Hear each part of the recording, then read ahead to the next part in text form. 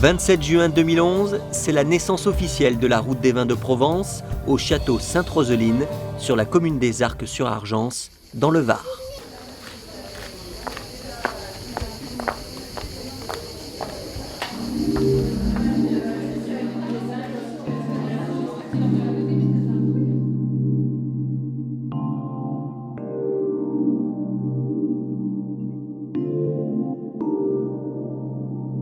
C'est vrai que ces 3 années de travail, il a fallu quand même faire naître le germe, quoi. Et ça n'a pas été le plus simple. Ça n'a pas toujours été facile, mais je pense quand même que le plus dur est fait, parce que le tout c'est de lancer le projet sur les rails. Et aujourd'hui on a établi les bases, et les bases elles sont bonnes. Des portes de Nice à celles de la Camargue, plus de 300 domaines et caves coopératives s'unissent pour vous accueillir. Cette initiative qui était sortie des quelques vignerons du Var a été très bien vue d'autres départements, que ce soit des Bouches-du-Rhône, que ce soit des Alpes-Maritimes. La route des vins de Provence, c'est 8 appellations d'origine contrôlée, 3 dénominations de terroirs, des vins blancs, rouges et rosés, et un accueil, une visite, une dégustation, une rencontre.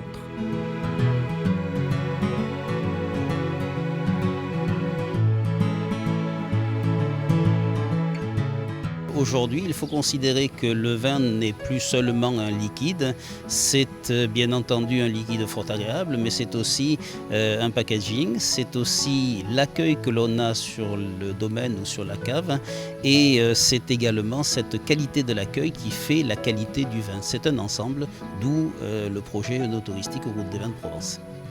La route des vins de Provence, c'est une signalétique routière pour bien se repérer. Un site internet pour trouver tout ce que vous recherchez. Il faut permettre aux touristes, aux visiteurs, mais aussi aux habitants de pouvoir à la fois bénéficier de l'accueil qui est réservé dans nos caves, qu'elles soient privées ou coopératives, mais aussi de pouvoir découvrir le patrimoine naturel, culturel, et puis toutes les activités touristiques qu'il y a autour d'un caveau.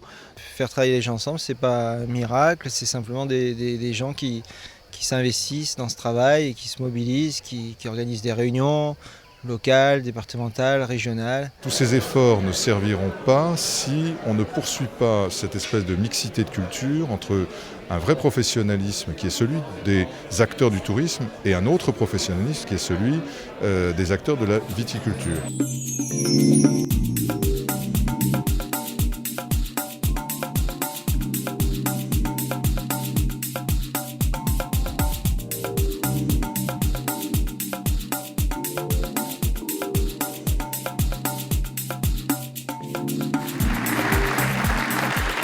Cette création des routes des vins de Provence, c'est à la fois une démarche qui permet de labelliser le territoire, donc de lui donner de la visibilité, de la lisibilité à l'international. La route des vins de Provence, c'est la mobilisation de toute la filière du vin et du tourisme en Provence.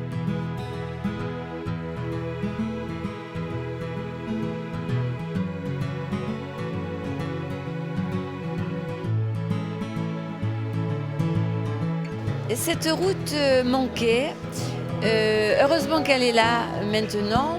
Et en fait, ce retard, on va le positiver en fait. Elle va apporter, me semble-t-il, un plus à toute cette filière viticole. On s'est beaucoup servi de ce qui se fait ailleurs.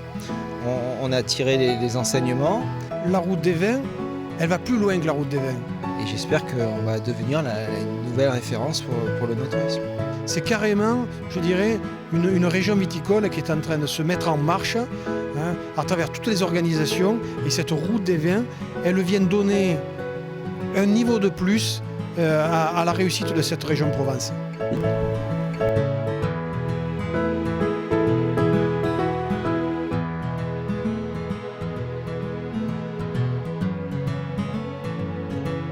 La route des vins de Provence, chaque chemin est une rencontre.